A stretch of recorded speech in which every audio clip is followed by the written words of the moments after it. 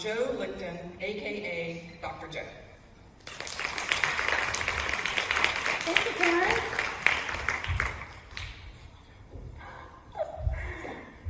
Hello and welcome to the Reboot Quiz Show, where our goal is peak performance, helping you to get more done and then have more fun. And I'm your host of the show, Dr. Joe. Now, in today's game show quiz, all of you get to participate.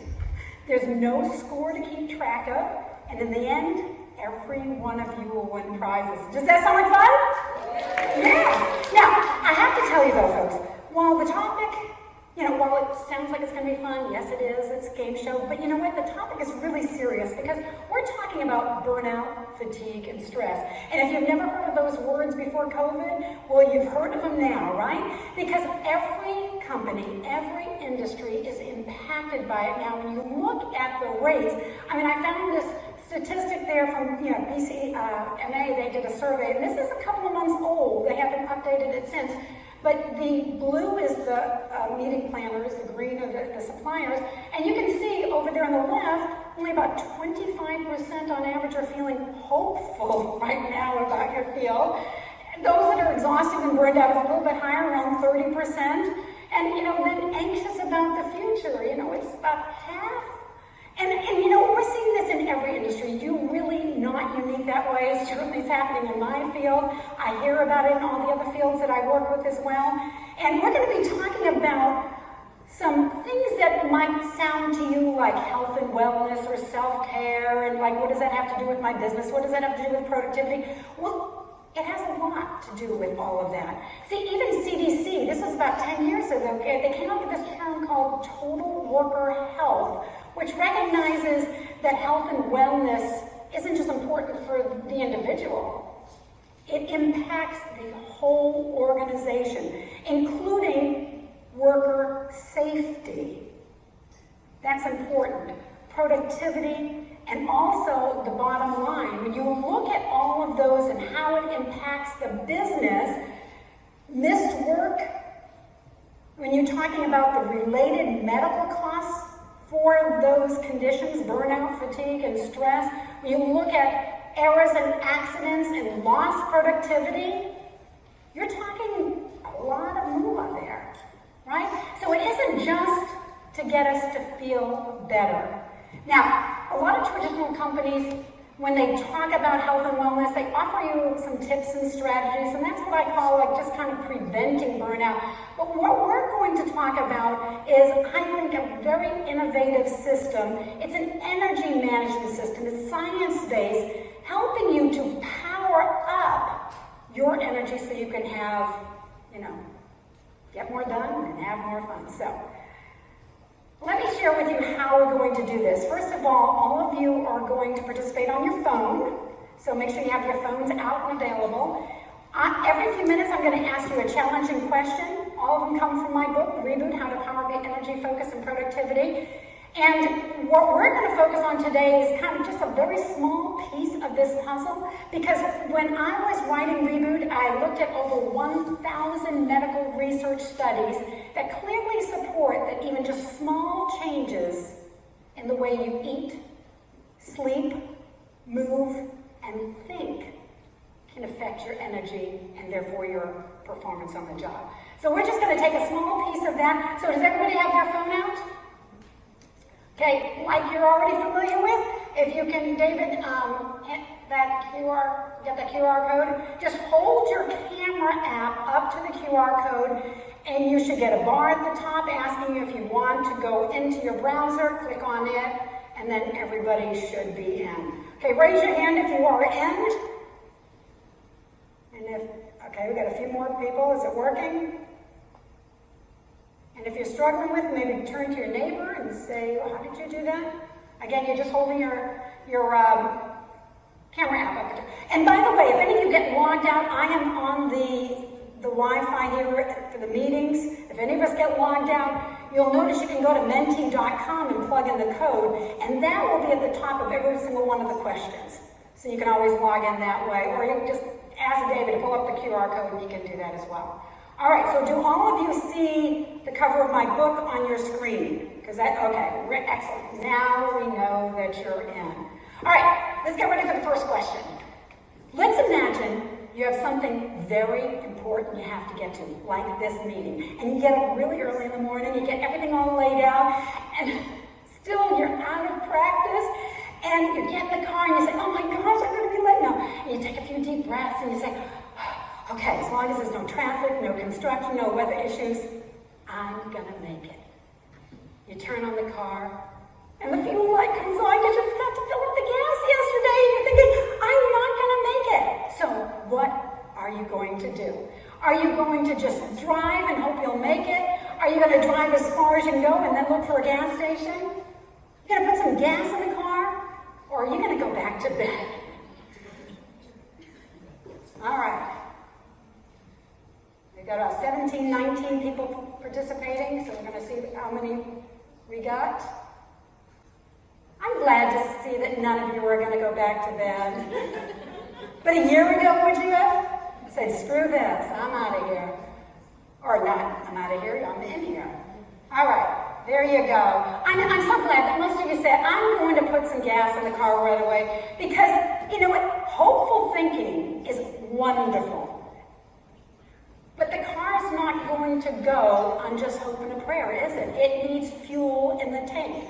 And I don't know about you, as a speaker, I've driven a lot of times. I get to the airport, I get to where the rental car drop-off is, and there's no gas station in sight. Or if you drive down to Orlando, it's $6 a gallon right by the airport. So, you know, sometimes driving as far as you can go and then looking for gas doesn't really work. It's when you can end up at the side of the road. So I'm glad most of you said we're going to put some gas in the car. Now, what does this have to do with energy, human performance, our productivity, how we feel? Well, your body is just like that car. Any other piece of machinery out there, it needs to be maintained in order to work at its very best. And when I say energy, a lot of times people think in terms of like physical energy. Oh, that Jo, she's got lots of energy, right? But it's not just physical energy. When we talk about energy or what fuels the human body, we're talking even what makes us think. Most of us don't think about this, but our brain up there weighs in at 2% of our body weight, and yet 25% of all the fuel that our body uses is for our brain. And that's why when we go too long without eating, do you know, there's this stuff struggling with, like, what was that again? I can't remember what I did. I mean, it does impact the way that we think. So, we know that fuel is important for the human body. Where do we get our energy? Would you say it's from the way you eat, sleep, move, think, or all of the above? Go ahead and take your guess.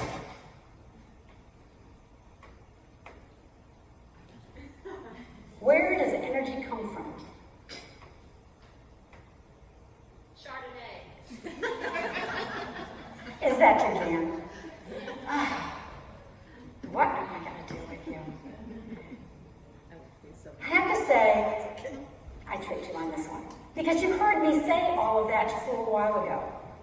Because all it takes is a few shifts in the way you eat, sleep, move, and think. I did say that. But I want you to realize that yes, when you get good sleep, you do focus and concentrate a little bit better. You feel more energized. But it cannot give you energy. A positive attitude cannot give you energy because it's like fuel in the tank. You actually need something to create ATP in the body. And where do we get that ATP? Come on, what's the answer? Yeah, you have to eat food. In fact, how many of you looked up the word calories in the dictionary? Be honest. You have, wonderful. There's always like one or two nerds out there. And what is it? You know, I love nerds. I love nerds. So what is a calorie, just generally speaking? You don't have to tell me about raising the temperature. What is calories? It's just like the rate of energy. It is. It's a measurement of energy. In other words, if you eat something with no calories, you can't get any fuel from it. You have, I know people have this love-hate relationship with calories, right? But you need to have calories. So it's not just from a green apple, of course, but you need to have food in order to create energy. Remember I said energy not just for physical energy to feel good, and not just for mental energy, but it's also emotional energy. Because you know that Snickers commercial, right? You're not you when you're hungry. By the way, I did not get paid by Mars Incorporation by that product placement ad, and they do not represent the views of the speaker. I'm not saying Snickers is the best, but there is some truth to that, right? You know, when you snack on something, you eat something, you're like, ah. I know my husband will say this to me all the time. He'll turn to me and he'll say, you need a snack. Because he recognizes that I kind of act a little bit. diva. Yeah. So we recognize that fuel is important for all of those kind of things. So, black coffee, black tea. Is that going to give you the energy that you need? Oh.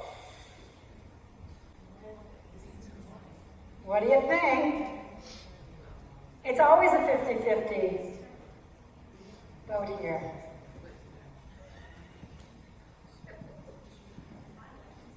Boy, right there at 50-50 again. I know, some of you are scratching your head and you say, she just told me if it doesn't have calories, it can't give me energy. But I beg to differ. I drink caffeine and I definitely feel more energized. And that's the key, you feel energized. You cannot create energy from it. So what I'm saying to you is that black coffee and black tea, because of the caffeine, or maybe it's in your Diet Coke or your no-dose, it doesn't really matter, you're going to feel stimulated. It's a stimulant drug, but it's not energy. In other words, if you go all day, all week, all month without eating, guess what?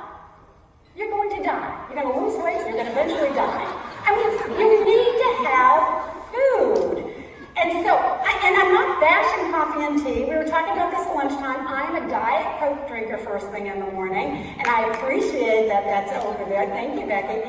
I think it's really important that if you want some caffeine, that you drink some caffeine. But the research shows, and I found this a little shocking because I didn't even understand there was research about this, but when I looked at that, I found out that yes, caffeine is a stimulant drug that helps you increase focus and attention. It can't fuel your body, but it increases focus and attention like taking an Adderall would. But there's a dosage that's important. A little bit will help to increase focus and attention, but too much can make you feel anxious and actually distracted. So there's that middle ground there. And what I thought was really fascinating is whenever I looked at research about caffeine, all of the research was done with caffeine drinkers. So don't say to me, oh yeah, but you probably, looked at teetotalers. So, no.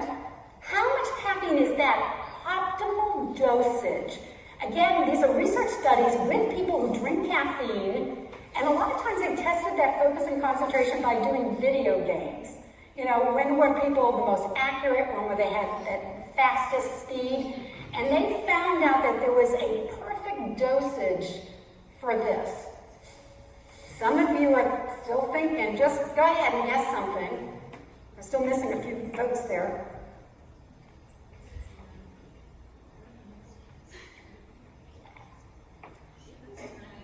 Okay, but you're getting the idea. You're saying, well, gosh, maybe that venti cup of coffee is not the right dosage. Thank you very much. I'm glad I led you down that path. But in reality, you know what the research says? 50 to 100 milligrams is all you need to increase focus and attention.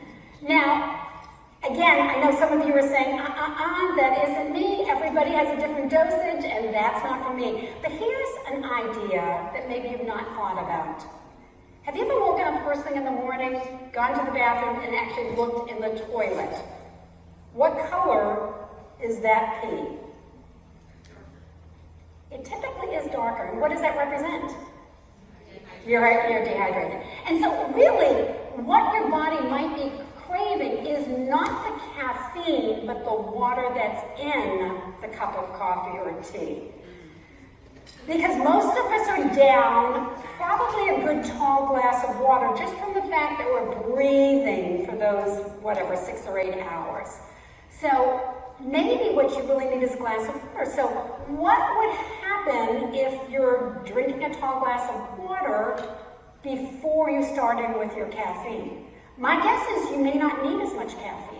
And my guess is you're actually going to feel better, because one of the reasons why we keep on drinking caffeine, thinking I need another cup, this isn't working, is that because it takes about 30 to 45 minutes to actually, leave the stomach and get out into the cells, where it peaks at the highest level that it ever will. That's 30 to 45 minutes. Think about that. How many cups of coffee can you drink in 45 minutes? So you actually keep on drinking without allowing it the time that it needs. Whereas a cool glass of water will probably get absorbed into your bloodstream within 15 minutes. So you'll get a quicker response from that, and you might find that you're less distracted later on because you haven't consumed too much. Now, here's another thing that people don't realize, that we know with dehydration, if we're severely dehydrated, we don't feel good. What is that level? Would you say it's 1% of our body weight, 2% of our body weight, 3, 4, 5%? What do you think?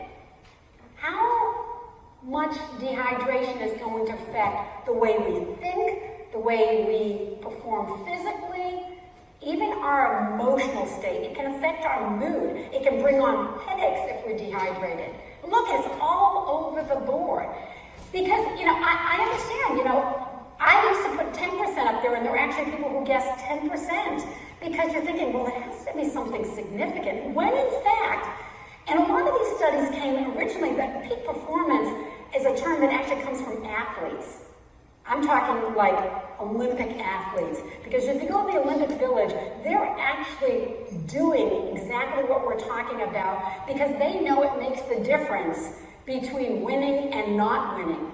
Because when athletes are even 1% dehydrated, because the human body is 60% water, just 1% dehydration can decrease your energy, your mood, your focus, and bring on headaches in those people that are susceptible to it.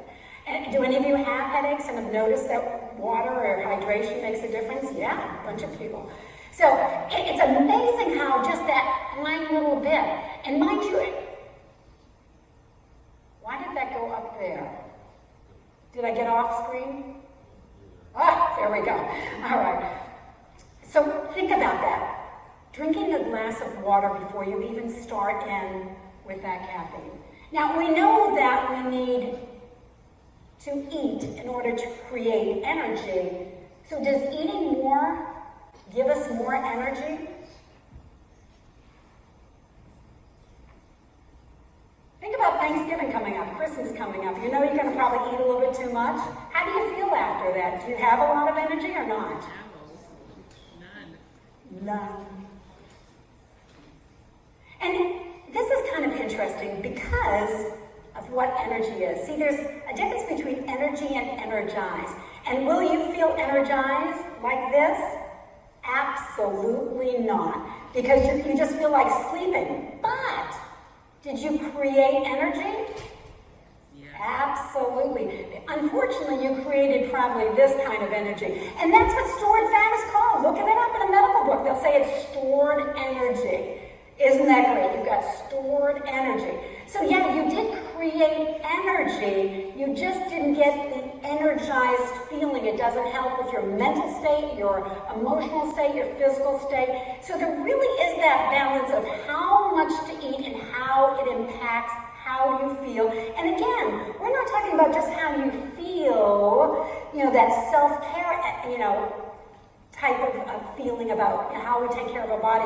This can impact how you perform on the job, how the company does. Remember, we're going back to total, total worker health, where they've recognized that our health impacts the whole organization.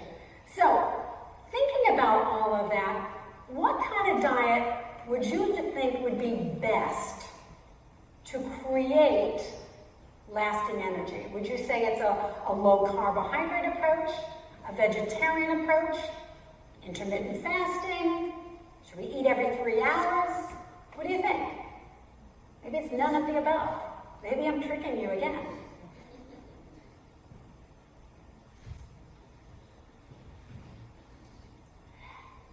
Full disclosure, I would say that that is my approach. I eat every 3 hours. It is not what the research shows in terms of how everybody should eat. So it definitely is an option. How many of you eat frequently throughout the day because you find that that fuels your body the best? Yeah. And my guess is a number of you are doing it for a couple of reasons. One is athletes and people that are very physically active do best by eating every 3 hours or so. Young kids do best that way because they can't eat enough to sustain their energy. You know, they can't eat enough at one meal to go for 4, 5, 6 hours. So that's why kids do really well. Other times it's more of I think a weight maintenance thing. So for example, I got into the field of nutrition not to help other people. That was, you know, you always ask people like, why did you get into that field? And a lot of dietitians, they want to help people with their eating. No. That had nothing to do with it. Mine was a purely selfish goal. At the age of 16, I was anorexic. I weighed 40 pounds less than I do currently right now. Well, I should say when I got into the anorexic stage, I lost 40 pounds. I weighed what I do right now when I first started. But I was struggling with all that through bulimia and binge eating. I was dieting all the time. And my therapy for recovery was to eat small amounts throughout the day. And so that became my lifestyle. So decades later, I find that I feel best for weight maintenance purposes, I guess. You know, because you never feel sluggish from eating too much. You never feel distracted by eating too little. It's just that perfect Goldilocks kind of stage.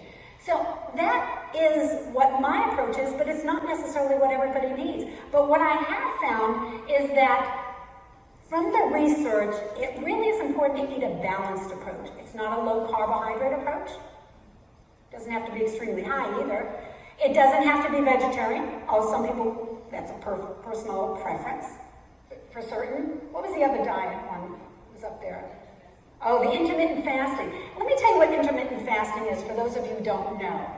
Intermittent fasting it's been the rage for I think about 5 or 6 years now at least, in which, and I'm sure you've heard about it, which people eat only within an 8-hour period of time. Have you heard about that? So they may not start eating until noon, and they eat until 8, or they start at 10 o'clock in the morning, and they eat until 6, and they squish all their eating within an 8-hour period of time because that allows them to lose some weight. Does it work? Have any of you tried it? Yeah.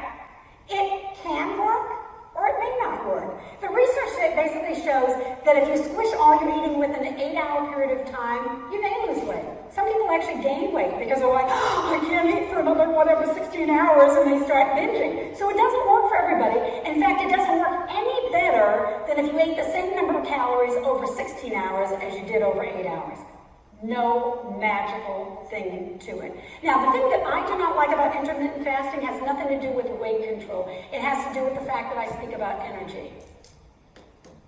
And if you think about energy in food, kind of like our fuel tank in our car, we know that when it gets down about empty, it's time to go fill it up, right?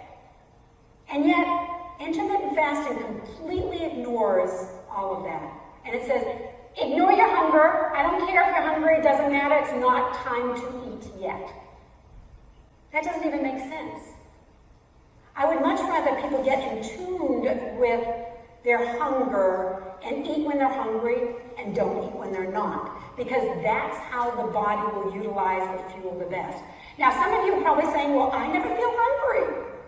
And that is true. I think a lot of us have been taught to ignore our hunger. Every diet along the way said, if you're hungry, just ride it out. What is that teaching you? You know, if you have to go to the bathroom, do you go? Well, of course you do. It's a bodily function, and yet most people don't think of hunger in the same sort of way. They've actually ignored it, so they no longer feel it. And I should also tell you that hunger isn't just something you feel in your gut. Sometimes it's like that Snickers commercial. where your mood changes and your husband says, you need to eat something, you're a beast, you know. So it really is that balance. Now, I would say when people say, well, how should I eat? This is probably the best approach for energy. Fill up your plate with about a quarter of it from protein. We had chicken out there, could be tofu and beans. It doesn't have to be a meat source. Have some grains like noodles, rice, oatmeal, trying to think of some other ones, rice, quinoa, that type of thing, right? Popcorn, I love popcorn, although I don't have it for lunch. And then the rest of it, fruits and veggies. And you know what? I'm guessing a lot of you ate that way out there, did you? Did you choose that? See, wasn't that a healthy approach? And none of you are falling asleep yet, so that's important. So, now out of all of that, proteins, of course, is high in protein. The grains are really high in carbohydrates, as are the fruits and vegetables. And there's also fat that gets drizzled in there, like the salad dressing. And I'm sure there's some oils in preparing some of the other foods. What would you say? Which of those nutrients is most important for sustained energy? Would you say it's the protein that's on the plate, the grains, the fruits and vegetables? Where do you think you get sustained energy from?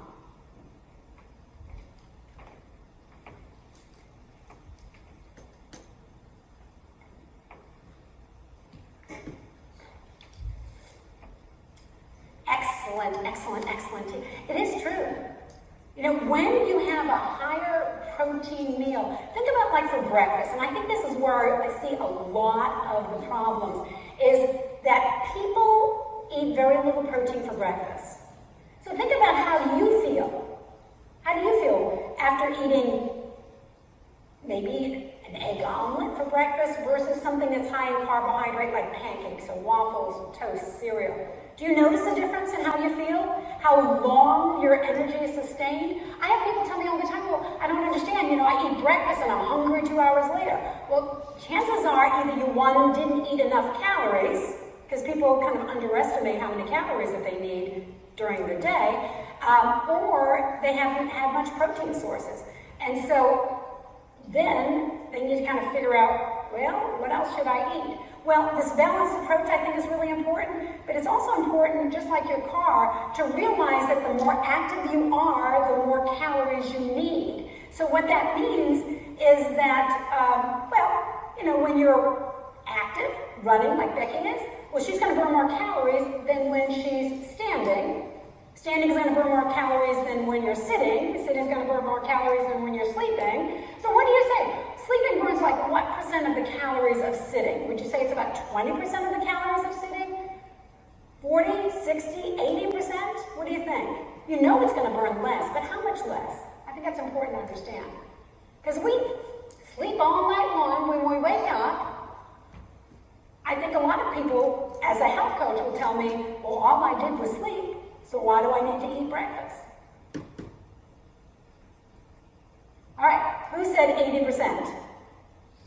Excellent! You get 15 bonus points, but of course, points don't mean anything, so it doesn't really matter. But anyway, you get bonus points for today. 80%. And people are really surprised about that. Oftentimes I have nobody even guess 80%. But in reality, when you're sleeping, you're burning almost as many calories as when you sit. So when people say, I don't need to eat breakfast because all I did was sleep for 8 hours, you actually did burn a lot of calories. In fact, my guess is some of you would probably have a Fitbit or something where you kind of monitor. Have you noticed that? You wake up in the morning and it says, you've burned 300 or 400 calories, and you're like, that doesn't make sense. There's something wrong here. It is not wrong. You keep in mind, they counted it only from midnight, not from when you actually went to bed. Now, why did you burn that many calories if all you did was sleep? What were you doing? And it has nothing to do with restless leg syndrome. Why? You were alive, absolutely, right? Your heart was beating, your lungs were breathing, your brain was processing all of that, blood kept on pumping through your body. You were alive, and in reality, also when you sleep is when your body actually heals. When you're in that deep state of sleep, that's when your body is recovering from the day. So, the construction workers are out, and they're out there doing their work. So in reality, when you sleep, you're burning quite a lot of calories, and that's why why it's really important to, I feel, if you want to have sustained energy, if you want to perform best at your job, it's important that you eat 3 well-balanced meals a day, including breakfast. Now, do they have to be at 5 o'clock in the morning and you don't have a stomach for breakfast? No, but it has to be a couple hours later, perhaps. But to eat something then. And then, of course, when you're most active, you need more calories, and you should be eating. And I don't see this. When I coach people, this is how the average American eats.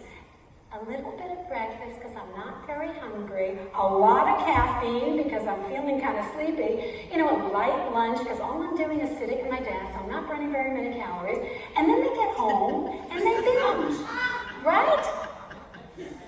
In fact, I had this woman come up to me years and years ago, and it was probably the first time I heard the story, but it is not the last time I've heard it since. This woman came to me, and she was really upset she had to come to me because the doctor had sent her to me. I'm a registered dietitian, worked with individuals with weight issues, but also eating disorders because of my background. And anyway, she just was like, I don't know why I'm here. My doctor said I had to come, blah, blah, blah, blah, blah. And she said, I don't need a dietitian, I need a psychologist. And I said, well, tell me what's going on. She said, I have an eating problem. I said, really? Okay, well, why don't you, you've already paid for the visit, why don't you just, tell me a little bit about your day? And she'd say, well, I wake up in the morning and I generally don't eat much breakfast because I'm not very hungry. I feel a little nauseous anyway. And, then at lunch, I'm just sitting at my desk, so I just have a salad or something. Again, I'm just sitting at my desk. I'm not going to eat very much. And then I get home, and I can't stop myself. I go into the pantry to decide what to have for dinner, and I'm stuffing my face. And then it goes from there all the way until bedtime. I cannot stop eating. There's something psychologically wrong with me. And I said, no. This isn't a psychological problem. It's a physiological problem. Because when you go too long without fueling, the body screams, feed me now! And that's exactly what's happening. So many times when people say that they have even a fueling issue, I had a gentleman, same thing, he said he goes all day, he doesn't eat very much, he has so much energy, yes, he drinks some, caffeine, maybe a little bit too much, but he said, there's something wrong with me because I go all day without energy, when I get home, I hit the couch and I just can't do anything. Or maybe one guy was telling me that he gets home and he just starts snipping at his kids and his wife, he's emotionally spent. And a lot of times when you ask them, well, how did you fuel that day? They didn't eat very much. And so it's like that Snickers commercial. You finally break down. And so when you think about performing at your very best, here's some questions for you. Are you thinking about food as fuel? Or is it just some calories that you need to count? I really truly believe, and I know from my recovery as well, when I got away from thinking about the number of calories that I eat, more of eating when I'm hungry, it blew my mind when I started thinking about food as fuel, because it took all that pressure off for everything else. If I was hungry, I ate. If I wasn't, I'd say, what's going on? Because it ain't coming from here. What am I upset about? Who do I need to talk to? What do I need to deal? Start thinking about food as fuel. Realize that caffeine, and I also put there stress. We didn't talk about stress. I love teaching stress management. But so many times have you noticed that when you're in a stressful situation, how you don't think about food at all? Well, some of you are probably thinking, no, I binge nonstop. It depends on what kind of stress that you have. I think of it stress as like you're driving down the road, minding your own business, listening to your favorite station or podcast or whatever, and everything is smooth and smooth sailing, and then all of a sudden somebody zips around you going 100 miles an hour, pulls out right in front of you, slams on the brakes, and you're just barely make it. Have you ever had one of those kind of things? I've had quite a few of them. And your heart is pounding, and you're like, but have you noticed how alert you are right after that? Like your heart is pounding and you feel like you had 100 cups of caffeine, right? That's that stimulant drug, the adrenaline and cortisol. The thing is, one of the things that it does, in addition to increasing your focus and attention, just like caffeine or Adderall, is that it shuts down your hunger. Because the last thing you should be doing when you're running away from a tiger out in the woods is, well, I'm sorry, I have to stop and eat, right? So it's Mother Nature's way of protecting you. And so you have to realize some of these people, like the guy who said, energy was great. I got home and I sat on the couch. It's because he had caffeine and stress just jacking him up all day instead of taking the time to eat. So it's that 3 meals a day that is absolutely critical, and making sure you fuel yourself during the day. As Teresa shared with me at lunchtime, I think it's, people think of self-care as being very selfish, but you're actually doing the world a lot of good. First of all, you're increasing your productivity and your performance, but you're also helping, the rest of the company, the rest of the world with being a more likable person.